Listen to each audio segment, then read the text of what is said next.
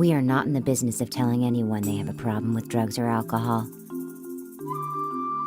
The young man you're about to meet had to come to that realization on his own. It was his decision to share what happened to him with you.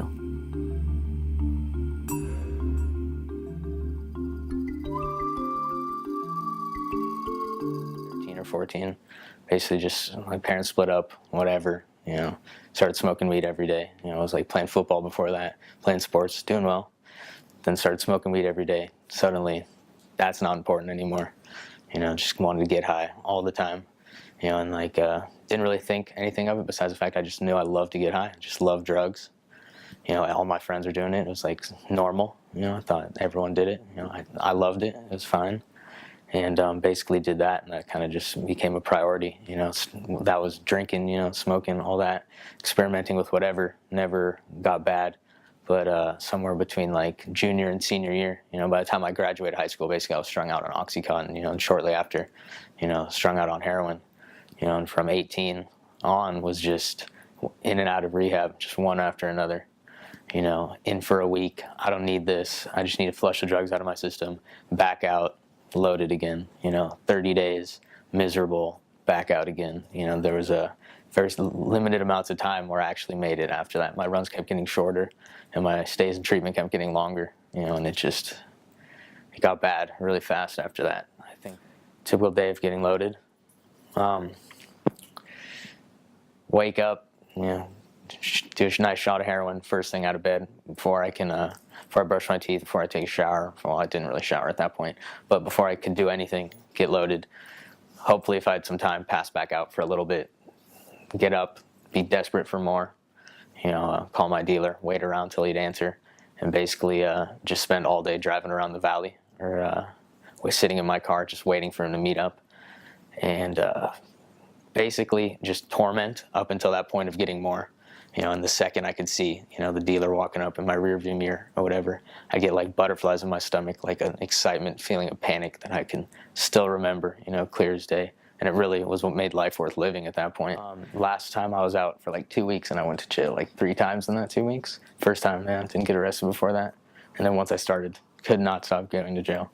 It's like a day, another time back in jail.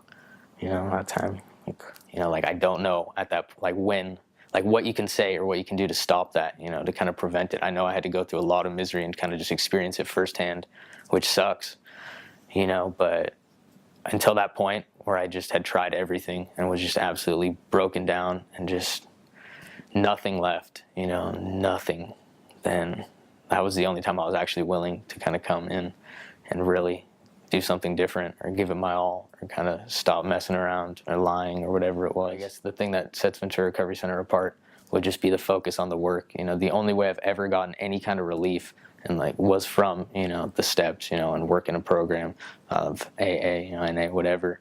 And as soon as I get there, they set me up with a sponsor and get me into the work. And because if you knew how bad it was to be sober, the way I feel when I'm sober, you wouldn't want me to get loaded, and I need relief from that now.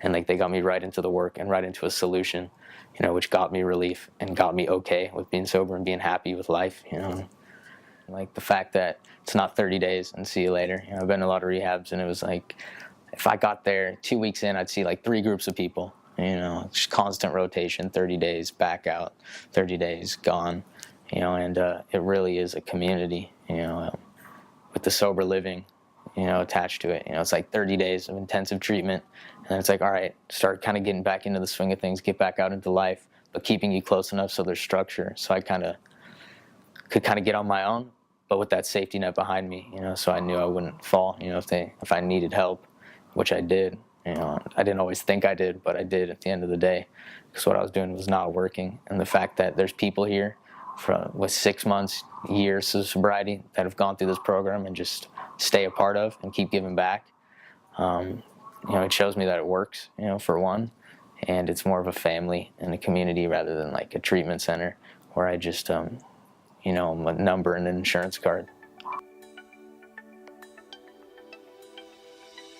The young man you just met offered to share his story with you in the hopes that it would be helpful to you or someone you know, If you think that you or someone you know might have a problem with drugs and/or alcohol, a good next step might be for you to give us a call.